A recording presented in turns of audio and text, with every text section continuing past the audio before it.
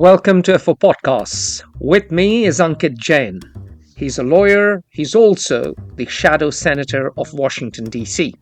Today we'll be discussing the dangerous implications of Donald Trump's D.C. policy.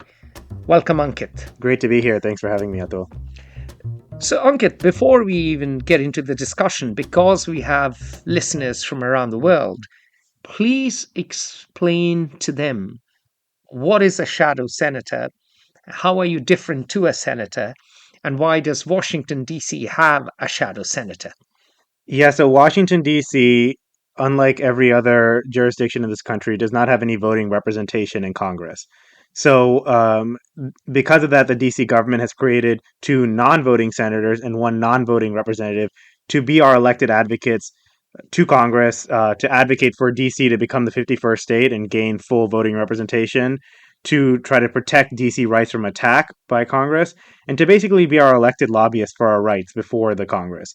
And so I was elected in November of last year. The election process is the same as any other U.S. senator. It's just the powers that you have is different. So I was elected in a Democratic primary and then won the general election in November and took office in January of this year. And now I'm basically our main advocate for DC statehood before the Senate. Excellent, excellent. So now that we know what is the role of a senator or a shadow senator, and we know that you are one of the two shadow senators, let us dive straight in. Mm-hmm. What exactly is US President Donald Trump's Washington, D.C. policy? It's been all over the news, not just American news, but world news. The BBC has covered it. Agence France Presse has covered it. Deutsche Welle has covered it. You take the name of any major news organization anywhere in the world, this has been in the news. So educate us. Yeah, so what the president has done, he's taken control of our local police force, we call it MPD, for 30 days. And so he has put in charge one of his officials who is then issuing orders to our police chief on, how MPD should be run. And now, in addition to that, he has dispatched hundreds of federal agents and thousands of National Guard troops Is it 2000? a little over 2,000 National Guard troops into the streets of DC to supposedly monitor and prevent crime. I don't think that's what really is happening, but that's what he says he's doing, and basically trying to take control of our local police force and also try to undo some of the laws we have around how our police is supposed to operate and try to run the police force in his own image.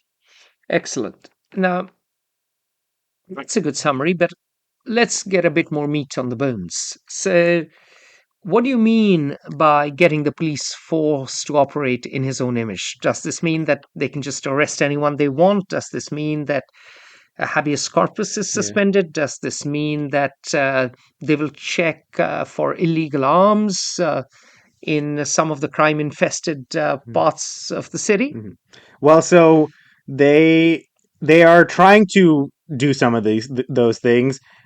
The law is clear. The president can take control for 30 days of our local police force, but he cannot have them override the local laws. And so he said when in his press conference announcing this that he wanted to let the police do whatever the hell they wanted now. And so what it implies is, be more police brutality is basically what he's calling for. The other thing that he's really pushed for is DC has laws restricting how our police force works with ICE, how exactly it cooperates with ICE on immigration enforcement. ICE is Immigration and Customs Enforcement, yes, correct? Yes, correct. Have I got that right? Yes. And so he is trying to undo that law and just force our local police to work with ICE to find supposedly undocumented immigrants and send them for deportation proceedings. So that's, whatever the president is saying he's trying to do, the biggest impact on the ground until up to now has been essentially an immigration raid. He's really been terrorizing the Latino community in particular and sending his masked federal agents to arrest anyone who they potentially think could be an undocumented immigrant. That's what we're seeing a lot of. And we're seeing a lot of National Guard troops in touristy parts of DC. There are a lot of National Guard troops on the National Mall. Nobody, there's no really violence on the National Mall. There, I was talking with somebody who went to the National Portrait Gallery in DC, and this person saw National Guard troops perusing the exhibits in the National Portrait Gallery, and she actually asked them, what's going on here, and the person told them that they are having a lot of unstructured time for the National Guard troops, and so they were just allowed to be tourists during that time. So basically, National Guard troop, to a large degree, being tourists and walking around the more touristy parts of DC, like National Mall, 14th Street area. I see. Mhm. And you said that this is all being paid for by the American taxpayer earlier. Yes, eh, millions of dollars a day are being spent to deploy National Guard and federal troops here. I could take, or in our government, if they just gave that money to us, there are so many things we could use that money to that Us would as in the actually, DC mayor, the DC government, DC exactly, government. Okay. to reduce crime, like for real. What we're seeing here, the president has, well, first of all, I'll say the president has lied relentlessly about crime in DC. Crime is going down in DC. It's down about 25% from this year to last year. It's down about the same amount from last year to the year prior. We're at a 30-year low of violent crime, and we're below our pre-COVID levels in violent crime. So crime is going down. Of course, there is crime in DC, like there is in any city, and we want to always do better. But the kind of stuff the president has said about DC is just not true. It's not true at all. And and so the thing is that he's not actually trying to solve any sort of problem, right? And so he's taking the MPD for 30 days, and then what? What happens when we get it back? There's no actual long term idea to reduce crime in our city. And there are a lot of things the federal government could actually do to reduce crime in DC. Many people don't know how much control the federal government already has over our criminal justice system. So every single one of our local judges is nominated by the president and confirmed by the Senate. Our Every single adult crime is prosecuted by a U.S. attorney nominated by the president and confirmed by the Senate. We do not have a local prosecutor for adult crimes. And we have a judicial nomination commission in DC that forwards lists of judges for the openings in the courts. One out of every 5 court seats in our lower court is open right now because the president is not selecting people from that judicial nomination commission, and the Senate is not confirming anybody. And that means that trials are delayed. DC has some of the slowest trials in the country, and that means that people are out to commit other crimes while they're waiting for accountability, and convictions are lost because evidence grows stale, memories get lost, witnesses stop cooperating, and so all of that results in increased crime. But you don't see the president nominating more judges. He hasn't nominated any more judges.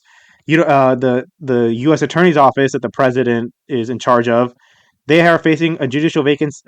They're facing a vacancy crisis in their office as well.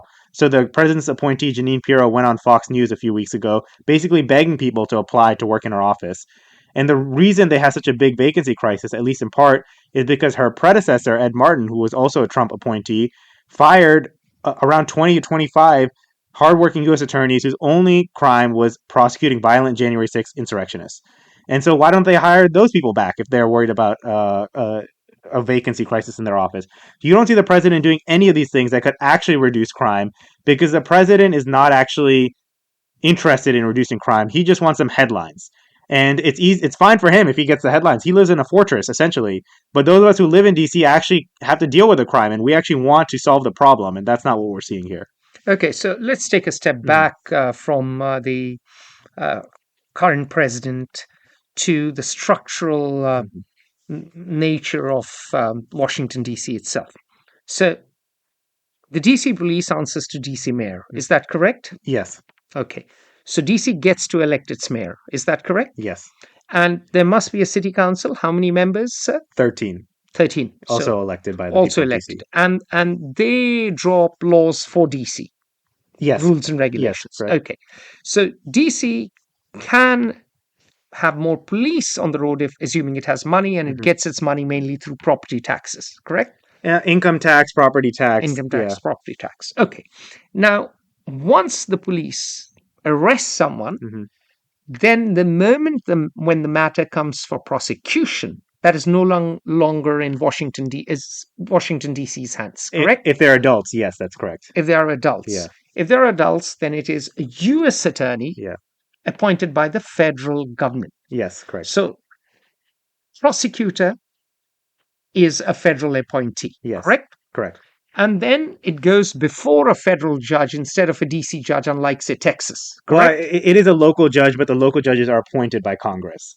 Understood. Yeah. Okay. So it is a local judge, a Yeah. DC judge, but that is not appointed by the DC government, Yeah. It's by by Congress. the mayor and 13 other Yeah. council members, but by Congress. Yes. And the Congress has not appointed judges. Yes. Correct. So there's at the three stages, which is first is a investigation. Mm-hmm. And then after investigation, you have prosecution. Yeah. And after prosecution, you have trial. Yeah. The two stages, you are holding the federal government responsible. Yeah, because they are 100% responsible for those stages. Okay. So, all right. So that is a matter which the DEC mayor probably is taking up with the federal government. So, what is the mechanism? Are you banging on doors in Congress right now, trying to get them to appoint judges and trying to get them to appoint prosecutors? Yeah, so I mean, the first stage is the president has to nominate, and so we have been pushing the president very hard to nominate judges from the nominees selected for him by the Judicial Nomination Commission. And so he doesn't even have to do the work of finding them; he just needs to pick. And there are judge candidates for every single opening right now in the courts. And so we've been pushing him to nominate judges from the Judicial Nomination Commission. And then once he nominates, then we'll go to the Senate and really push them to aggressively confirm these judges.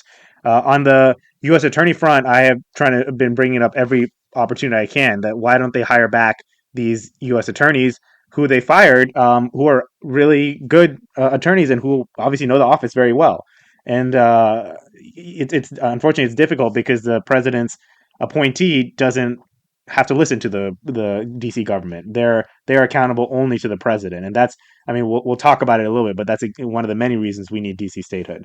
And I'll say one other thing is that it's not just I mean yes we can pass our own laws in DC, but we don't really have full self government because every law we pass we have to wait 30 to 60 legislative days for it to go into effect for the Congress to have the opportunity to veto it.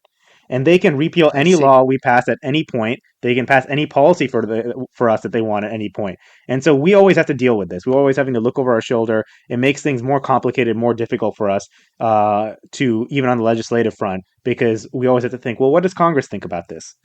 So you'd much rather have a London-style solution wherein the London mayor has real powers. Yes, I mean where the Congress is not always looking over our shoulder and telling us, well, we don't like that law or that law. The people of DC should decide what our laws are in DC. Okay. Now, let's assume all of what you've said is 100% true. Even then, there are some people, some who even live in my neighborhood, who have talked about crime and grime, one of whom is a Democrat who voted for you, actually. Nice. But she says that grime was a major problem. And one of her children lives in San Francisco and was robbed, lost his passport. She says that San Francisco is filthy. And she says that Democrats, the party to which you belong, have failed the country on urban governance and have given an unnecessary opportunity to Trump to intervene by claiming to be the law and order candidate. I mean, our local CVS, right where we are sitting right now, was robbed a few times. And a lot of residents who don't like Trump, this is not a neighborhood where Trump is popular, grudgingly acknowledge that the CVS has not been robbed since more troops have been deployed in Washington. So what do you say to that? Well, I'm not going to sit here and say that we have solved the crime problem in DC. There is too much crime in DC. I talk to people all the time who are affected by it, and we can always do more to reduce crime. The fact is we have been reducing crime pretty extensively over the past few years, and nothing the president is doing is actually solving the problem. It's a Band-Aid, do you think? It's not even a Band-Aid. I would say it's counterproductive, what the president is doing. And so it's not surprising to me if crime continues to come down in DC over the next several weeks. I was a little bit worried that perhaps the president's actions would make it go up, but it's been going down over the past year, and so the trend is going down. And so even in spite of what the president is doing, we could see crime continue to fall in DC. So, but I'll give you a very Mm-hmm. practical example. I often walk around DC. I walk Mm-hmm. everywhere, walk back from the Mm-hmm. National Press Club. One of the things that has made the CVS safer Mm-hmm. is the presence of a police car right next to it. That is certainly true. So, some amount of police presence is stopping some robberies, particularly of shops. Yeah, of course. Police stop crime. Police Yeah. are essential to stopping fighting crime. We have, I believe, 2,500 officers or 3,500. I'm getting my number slightly mixed up. Mhm. In DC, and I mean, so we are aggressively deploying police officers to areas that need it. I think there are ways that the police can be used more effectively, for Mhm. sure. Um, they are often not deployed aggressively enough into the higher crime areas where you'll see similar staffing levels across the city, where really Mm. you need more staffing in high crime areas and less in low crime areas. Yeah. And so I think there's ways that the MPD could improve itself. But I don't see the president, for example, going in and saying, hey, DC police, you need to readjust your staffing structure.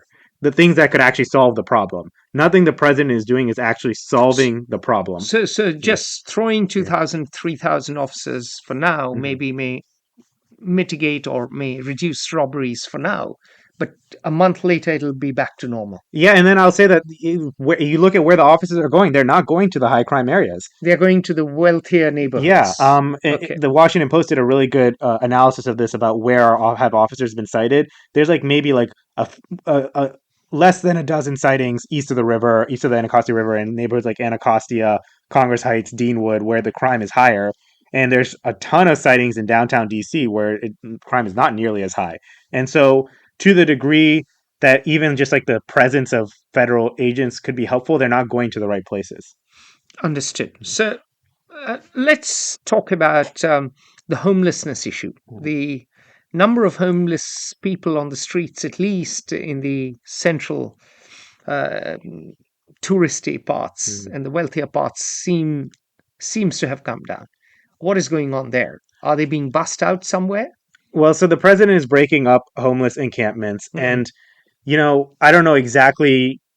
I couldn't tell you exactly where every homeless person is going, but what I can tell you in general is that you break up a homeless encampment and you leave. The homeless people just go somewhere else, mm, and so it's not again not solving the problem. It's a headline grabbing measure. What we need to address homelessness is get these people into housing, and so there are a lot of things that we could do on that front. I'll just mention one that is actually the federal government is hindering our efforts in some ways. So, the federal government restricts how tall buildings can be in DC. It's mm, called the Height Act.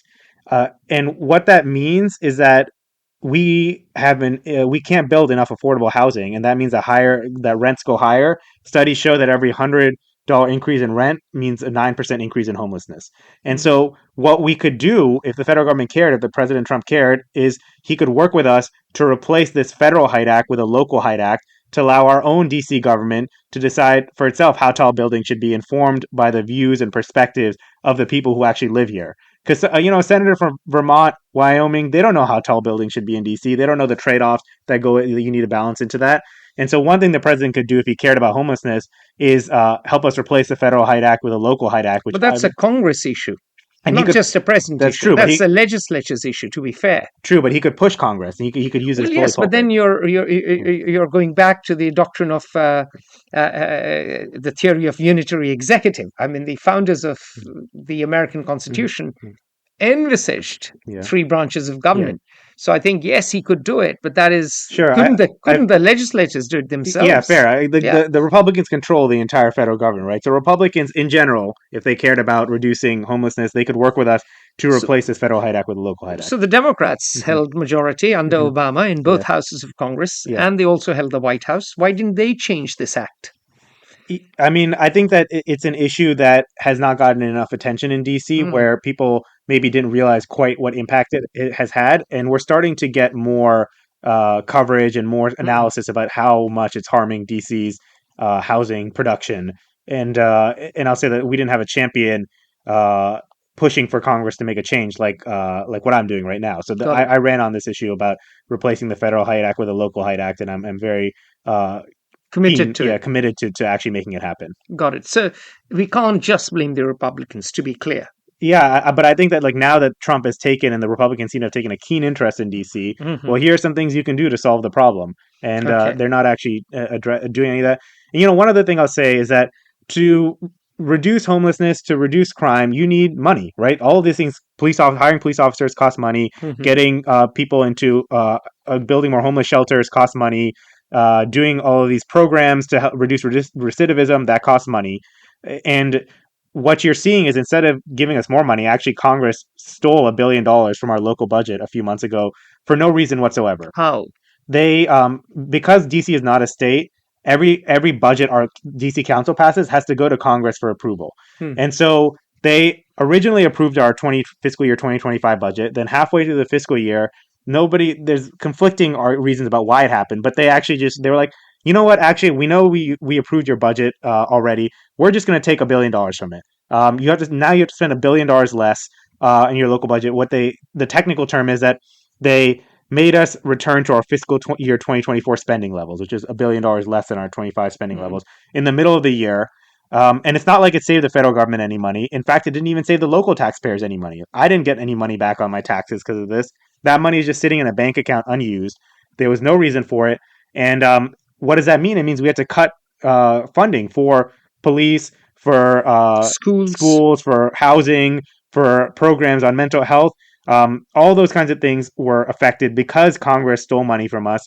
And that's only the things, I mean, that's the worst case scenario. But you look at a bunch of other things that the president and Congress are doing. They are firing a bunch of federal workers, many of whom live in DC. Hmm. Those people now don't have an income. That means that they're not paying same income tax into DC. And now we are facing a mini recession in DC because of Doge.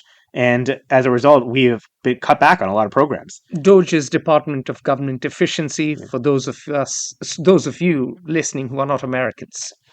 And so the president is a multi-pronged attack on DC, making it harder for us to solve the problems that he claims to care about solving, and then he gets upset at us that we're not solving the problem.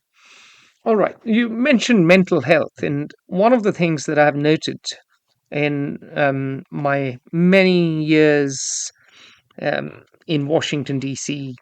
First, I came here to be an entrepreneur. Then I was traveling the world, and I'd come here, spend time here, and now, of course, I'm here a fair bit, and you can see so many of the homeless people are mentally ill. Mm-hmm. They are not entirely with it, and that is the case in California too. I taught at Berkeley, and you can see this epidemic uh, in many cities in America.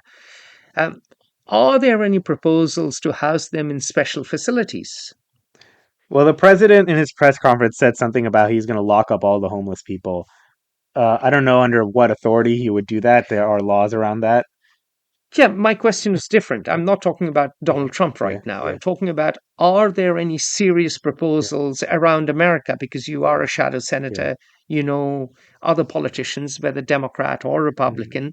Are there any proposals as to how to deal with this massive homelessness crisis that you see all across cities in America? Well, I think to your point, you kind of mentioned the mental health aspect, and Yeah. I've heard from other politicians that we need more funding for mental health. I agree. I think Hmm. that if we were able to fund mental health more, that would address a lot of different problems: the homelessness problem, the crime problem. But it's not just money. It's you Mhm. have to have a plan, right? Yeah, You have to have an idea. yeah, Okay, you let's say you get $20 yeah, billion, 5 billion. yeah, I yeah, don't know the amount. I haven't done the research. But how are you going to deploy it? yeah, Is it going to be special housing? Is yeah. it going to be counseling? Is it going to be getting to people before the stage when they become homeless? Well, So there's got to be yeah. serious thinking before. Yeah, well, I'm open to ideas on this. Yeah. But what I will say is that one of the things that the community that's trying to fight homelessness has really pioneered, that has shown a lot of promise, is Hmm, it's called housing first. I see. And so the Where is this community? I mean, this is just across the country, the Got it. policy community. Mm-hmm. Housing first, the idea is that you can't solve any other problem in your life until you have stable housing. Mm-hmm. And so there are a lot of people with mental health problems in this country, and the ones who have housing are able to get the support they need to manage it. If you don't have housing, things can spiral very quickly. And so get people in housing first, and then provide serious wraparound services. So you talked about like special housing. So you have some sort of it could be special housing, or it could just be counselors who are working very closely with these people who are put into with housing vouchers or put into housing programs temporarily to make sure that they are dealing with their mental health, helping with job training, and not just giving them a voucher and then like, yeah, find an apartment and we're done. No, that's creates a lot of problems because some of these people need help to live properly in an apartment building, and then they're bothering a lot of other people, making things unworkable, unlivable for other people who live in that building. So you have to have very intense wraparound services, and so you get them in housing, you have the intense wraparound services, and then they can start managing their problems. And so I think that is one of the efforts that has shown a lot of potential, but to what I was saying earlier, you need money to do that. You know, all that stuff costs money. Yeah. And speaking of money, the, the federal government now has $37 trillion of debt, Mm-hmm. and money doesn't grow on trees. Mm-hmm. So, how do you find money in the America of today? Well, okay, so I'll say two things. One is that we could treat our federal workers with the respect and dignity they deserve, and understand that they are serving this country to try to make it so our water is clean, our air is safe to breathe, people can get Social Security, people have their problems with Medicaid and Medicare solved, and stop firing people in mass. That's one. Two is he's specifically targeted the IRS, which is, in my opinion, the stupidest place to target because every dollar spent on the IRS is another X number of dollars gained from greater tax enforcement of tax cheats, rich tax cheats. And so he's trying to stop the federal government from going after rich tax cheats. And so we could change that policy. So, you're advocating a higher taxation and better enforcement of that tax policy. Well, even if we're just talking about DC right now, I would just say we don't even have to raise taxes. We should just enforce the Mm, tax policy better and stop got it. firing people who are working hard for the federal government, so the DC government can have A tax base. a tax base it needs. A second thing I will say is that we kind of talked around this, but DC is not a state, and that is, I would say, the root cause of almost everything we're seeing that the president is doing. There are so many things, problems with this. I mean, in no other city in the country can the president take control of the local police force. The only reason he's able to do that is because DC is not a state. But in addition to the obvious stuff, they've done an analysis of this, and we are actually prohibited on taxing people who work in DC but live elsewhere, like every other city does. And we lose a net of $2 billion a year because of that. I see. Uh, So, under your mm, proposal, mm. every federal employee who has an office in Washington would pay DC taxes, even well, if they lived in Virginia or Bethesda. I think what we need is to become a state, Okay. and then we can do that. And I think everybody benefits from in the region from DC being a state Hmm. because you get two more senators and one more voting representative who can advocate for federal funding for problems that affect the entire region. Yeah. And so you have two more. Now you're talking about 6 out of 102 senators are from the DC, Maryland, Virginia region, Hmm. the broader DC metropolitan area. That's actually like a pretty large number, and those Hmm. people can vote in a block to make sure we get the funding that our broader region needs. I And so, see. and so that's But what the we need. Republicans often point out that this area already benefits from being the national capital. Mm, Money is sucked in from the rest of the mm, country to Washington. mm, This is a government town. mm, And should DC have two extra senators mm, and a congressman, that shifts the political complexion of the country in Democrats' favor. This is a partisan mm. point of view. Yeah, so the Republicans always look at the partisan angle of it. What I always say is that there are 700,000 American citizens who live in DC, who pay taxes, who fight in our wars, and we deserve the right to have a say in how our money is spent. And not just that, but we deserve the right to decide how our local issues are handled. And because we're not a state, Congress is continually meddling, the president is continually meddling in our local affairs, And I would ask people how they would feel if the federal government could take over their local police force, if it could tell them what their traffic laws should be, if it could tell them what their local marijuana policy should be, or what their local abortion policy should be. And if people who do not know anything about you, who don't live here, and who don't share your values could dictate those things to you, how would you feel about that? That's what we have to suffer every day in Washington, D.C., because we're not a state. We fought a revolution almost 250 years ago to the date against taxation without representation. And yet here we are, almost 250 years later, where our country is doing the exact same thing to our capital city, and it is wrong. And there's no other capital city in any democratic country in the world that deprives its residents in that capital city of the right to vote. And every other country has figured this out. America can figure it out too. There's no legitimate, logical reason why the people of DC should not have representation in Congress. I see. Do they not have a single Congress person We in have Congress? no, we have a non-voting delegate, Mm. and then we have me and my colleague are two shadow senators, and we have a shadow representative as well. I see. I see. Okay. Now let's talk about two facts that I'm sure Mhm. you've thought about. One is Donald Trump sent the National Guard to Los Mhm. Angeles, and as we sit here today talking, he has ordered the National Guard, I believe, to Chicago. Or he's thinking about ordering He's them. thinking about. Yeah. Okay. Uh, what do both these facts mean? Yeah. So he's starting. He did LA and then he came to DC, and DC he's really going hard in DC because it's easy. We're not a state, and so there's a lot more he can do to us more easily. He doesn't have to deal with, I'm going to cut off federal. Gavin Newsom in California, Yeah, and he doesn't have to deal with like a lot of the laws that prohibit him from doing this. Pritzker in Ohio. Yeah, exactly. And so he's starting Oh with no, us, no, Chicago Illinois, is in Illinois. My Illinois. Yeah, apologies. Yeah, yeah. in Illinois, And and so it's Pritzker, right, yes, yeah, Governor? Yeah. yes. And so he's starting with DC because it's easy. But this is what he's essentially doing. It's not about fighting crime. It's about piloting a far right MAGA agenda for cities, and starts with Washington D.C. and trying to remake cities in the MAGA image. And if he succeeds here, then he's going to go to the harder cases. So he's going to go to Chicago. He's going to go to Detroit. He's going to go to Phoenix. He'll go to Philadelphia. And in DC, he can just say, or he can try to say at least, we're going to make sure, the police is not going to follow these laws, making sure that there's no police brutality.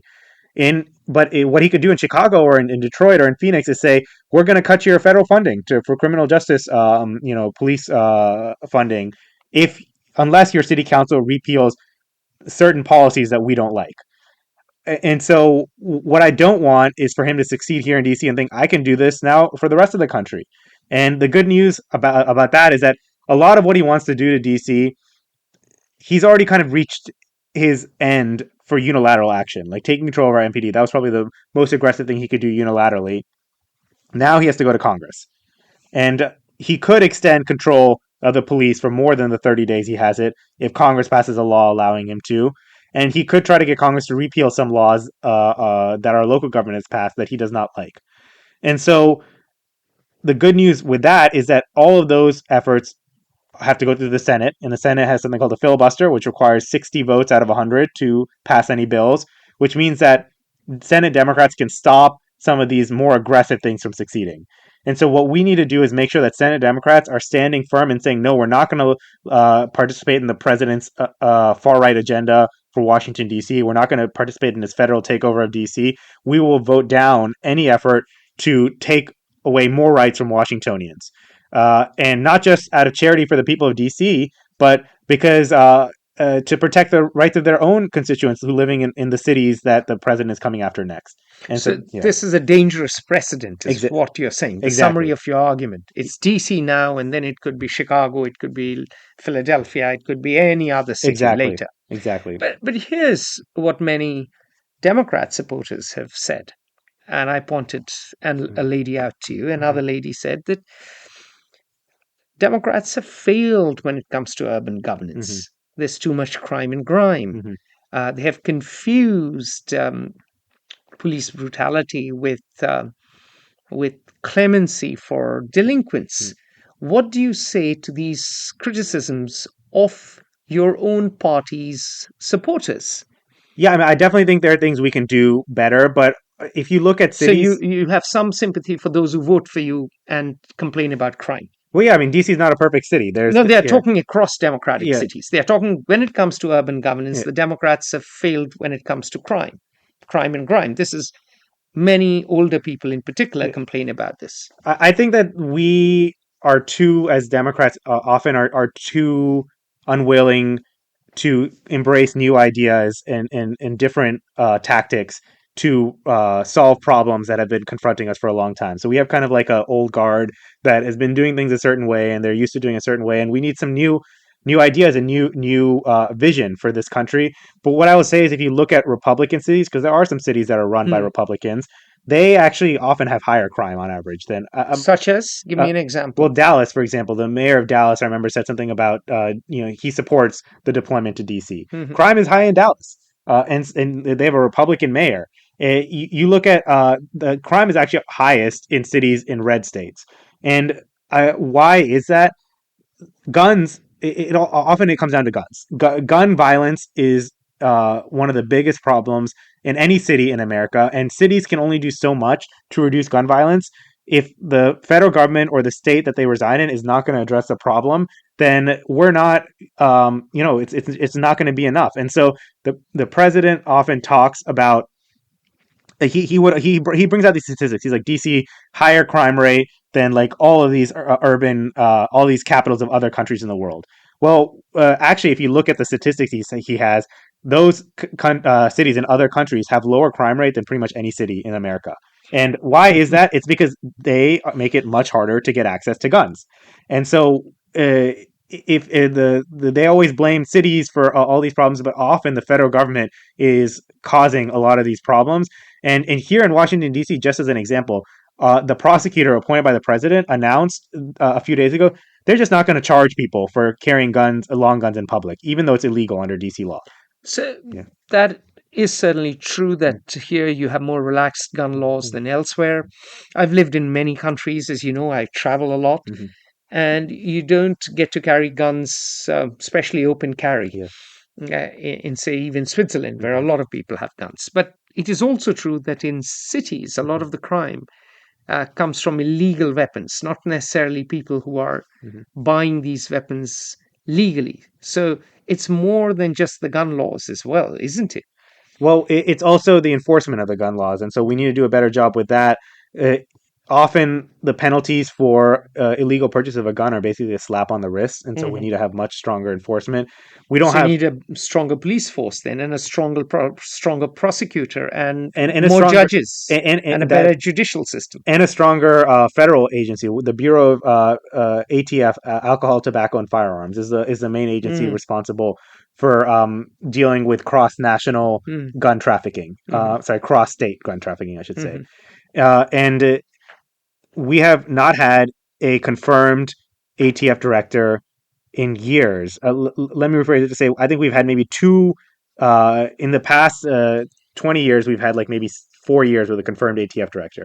And the reason for that is because Republicans in the Senate will not allow any ATF director to be confirmed because they don't want people who should not have guns to lose access to guns. They're soft on gun crimes essentially, so they won't confirm an ATF Did director. did Obama manage to get an ATF director?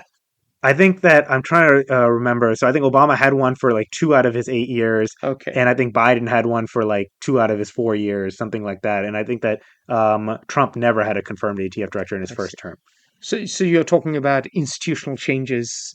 If American cities are to get better, one of them happens to be, of course, gun laws. But you're also admitting that Democrats need to introspect and need fresher ideas and a new vision. Yeah, I mean, I think that things get stale, and one of I mean, a lot of this just comes down to a government that is competent and like actually has people who do their job Mhm. and are effective. And like, it is true that too often in this city and in other cities across this country, you have uh, a lot of corruption, right? You have people who get jobs based on who they know and not what they know. Mhm. And what that means is that services decline. Mm. And so, just as one example, 911 in DC. There was a time period 2 years ago where the average wait time for 911 was, I think, about 2 or 3 minutes. This was the average wait time. That means that half of the calls were longer than 2 or 3 minutes. Hmm. And I have called 911 in the past, and I've just hung up because it just took so long to get someone on the phone. And why in one of the wealthiest cities in this country and in the world, really, is it taking more than 2 minutes to get 911 on the phone? When you call 911, they should be on the phone within 10 seconds. That does not seem like a radical idea to me. Hmm. And so, what was going on? We just like we're not staffing 911 properly in DC. Those kinds of things do happen in DC, but the federal government is not going to come in and tell us how to staff 911 better, right? Hmm. That's Yeah, the Democrat mayor and the yeah, 13 council members. yeah. So we just need to do a better job on those kinds of like very like nuts and bolts, actually running a city kind of thing. And too often we don't do a good enough job on that. All right. Yeah. Now, you've been very candid, you've been very honest. So, the implications of what you're saying, Donald Trump's involvement in DC, portends bad news for other cities. Mm-hmm. It portends bad news perhaps for other states. Do you think it portends bad news for American democracy as well? Yeah. Yes, because what you see right now is a president trying to take authoritarian power in many different ways. Hmm. He is basically ignoring the laws that Congress passed, requiring certain money to be spent. He, impounding funds. And then you have a Supreme Court that lets him do a lot of this stuff. That gives him the procedural gloss to bring authoritarianism into this country, and this is one of a multi-pronged attack on democracy that the president is running. So he works at the national level to ignore laws and to send unaccountable federal agents to do things that they shouldn't be allowed to do. But then he works at the local level to say, we're going to take control of these cities that are running that have values that we don't like, and so we're going to impose our own values on these cities, even though we don't live there, we don't have any right to impose our values on them, and so it's all part of a broader agenda. And what I worry is that and a willingness to cede ground on any aspect of this emboldens him in other aspects, and so we cannot have a president who is running cities in line with values that do not line up with the people who actually live there. And so we need to stop that from happening in DC before it spreads across the rest of the country. And I do worry for American democracy. We're in a very precarious situation right now. So it's part of DC, Washington, DC is just part of a bigger trend of a decline in democratic values and an increase in authoritarianism. Yes, That's the crux of your argument. exactly. And that obviously is harmful for DC, but it harms the entire world when America, the most powerful country in the world, is facing these kinds of authoritarian attacks. Ankit Jain, thank you for your time. It's been a real pleasure having you, and we will see you again very soon. Yeah, thanks for having me, Atul. Thank you.